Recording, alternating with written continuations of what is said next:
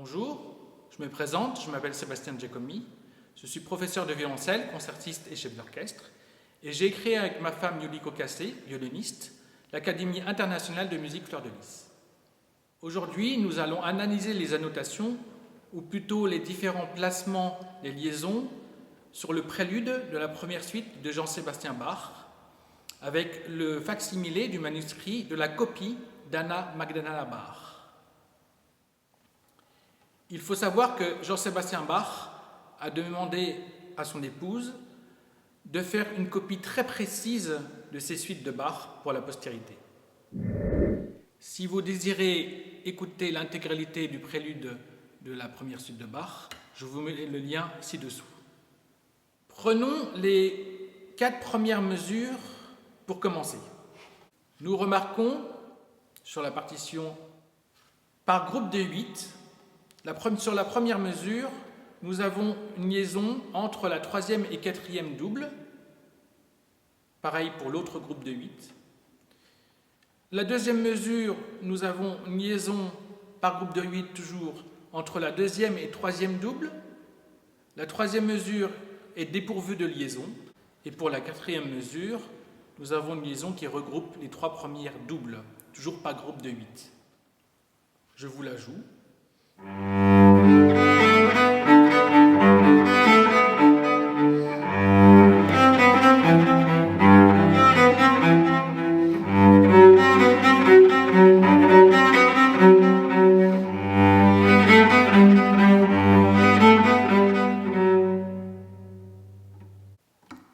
Je trouve que cela donne à l'œuvre une grande variabilité et donne même l'impression d'avoir un rythme différent. Si nous jouons les 4 premières mesures en enlevant toutes les liaisons, en étant quand même de bonne foi, en essayant d'interpréter et de mettre en valeur les différents dessins mélodiques,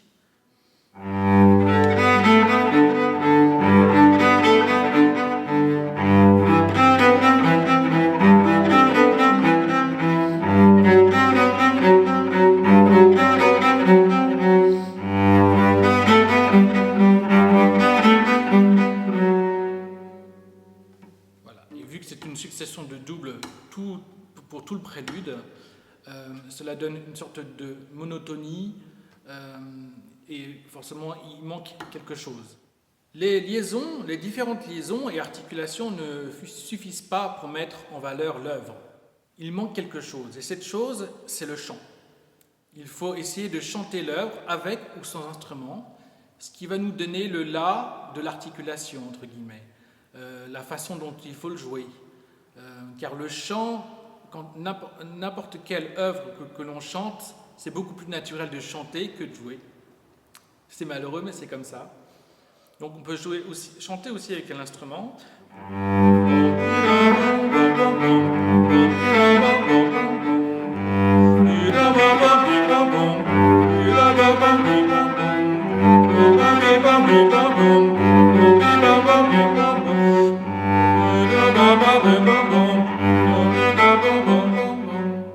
Quand on chante, vous remarquez qu'il y a une fluctuation du dessin mélodique, c'est-à-dire qu'on tend et on détend en fonction des notes qui suivent. Si nous analysons très précisément la partition, et en plus, si on essaie d'imiter l'articulation des cordes en boyau avec un archet baroque, il y a une articulation toujours, puisque les cordes sont très tendues avec les cordes en boyau. D'accord ? Donc c'est rarement ça. C'est pas impossible de le faire non plus, hein, bien entendu. Avec les instruments baroques, on peut aussi faire quelque chose de très mélodique. Mais en général, toujours une petite articulation naturelle. Pour faire une articulation, c'est toujours la même chose. L'articulation, si je prends par exemple un point sur une noire, le point équivaut à la valeur de la moitié de la figure de note. D'accord ? Donc si on fait une noire avec une croche, en fait, en réalité, on fait une croche avec un demi-soupir, en termes de vitesse. Ça correspond à une noire, mais on fait une croche. Par exemple, si on fait une noire, maintenant articulé, d'accord, on va utiliser la vitesse de la croche et s'arrêter. Il ne faut pas avoir peur de s'arrêter quand on fait une articulation articulation, quoi qu'il se passe. Et deuxième astuce, que nous disent les liaisons? Les liaisons nous disent que nous n'avons pas le choix de rester au plus proche de la corde aussi souvent qu'on puisse le faire. Puisqu'on arrive à la pointe, on ne peut pas être léger, on est obligé d'être dans la corde. En plus, je ne fais pas vraiment des doubles. D'accord ? Je fais plutôt des triples. Si je fais des doubles, c'est la vitesse de la double. Si j'imagine un point sur la double, ça devient une triple avec un huitième de soupir. Donc ça c'est la double. Ça c'est la triple. D'accord ? Et les liaisons des deux doubles, d'accord, équivaut à une croche, une vitesse d'une croche. D'accord ? Donc ça fait triple et croche. Donc il est important, quand on voit une articulation, de savoir ça. Et quand c'est une larme, ce qu'on appelle une larme, un chevron, c'est le quart de la figure de nœud. Donc ça va. Si, mettons, je mettais une larme sur une double, ce ne serait pas une triple, mais une quadruple. Donc ça serait un peu trop violent. Ça ne serait pas possible. En tout cas, ça ne serait pas naturel. Les liaisons nous donnent aussi beaucoup d'informations.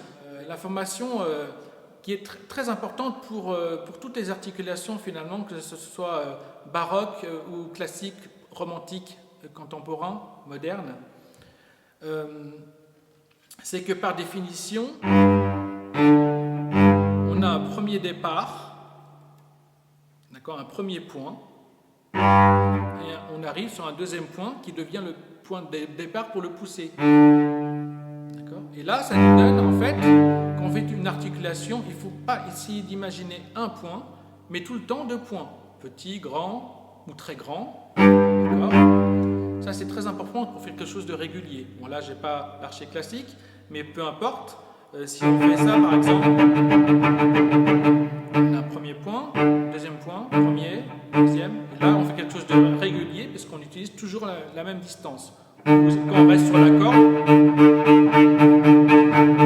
d'accord, il y a une différence. Si on imagine un point, c'est difficile que ce soit régulier. Parce qu'on essaie de viser le même point et c'est pas très régulier. Il faut toujours essayer d'imaginer 1 et 2, 1 et 2, 1 et 2, 1 et 2, 1 et 2, toujours deux points dans n'importe quelle situation. Et là, ce qui est marrant, c'est comme on peut laisser l'archet sur la corde tout le temps, puisqu'on n'a pas le choix, entre guillemets.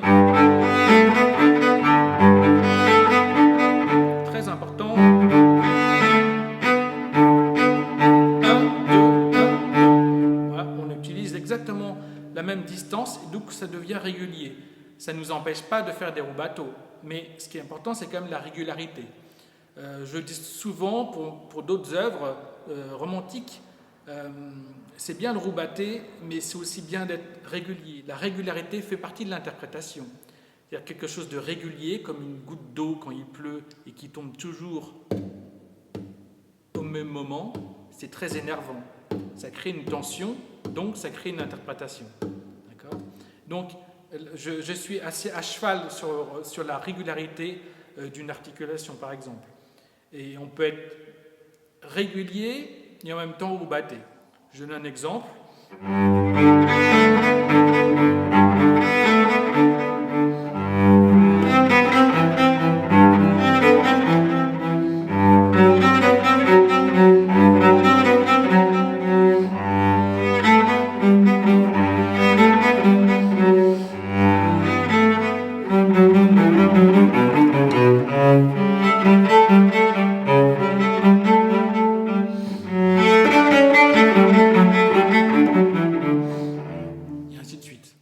Soit que d'autres œuvres, que ce soit de Vivaldi et autres, plus souvent on est sur la corde, plus on peut se mettre au talon, à la pointe, peu importe. Nous ne sommes pas bloqués justement par ce fait-là.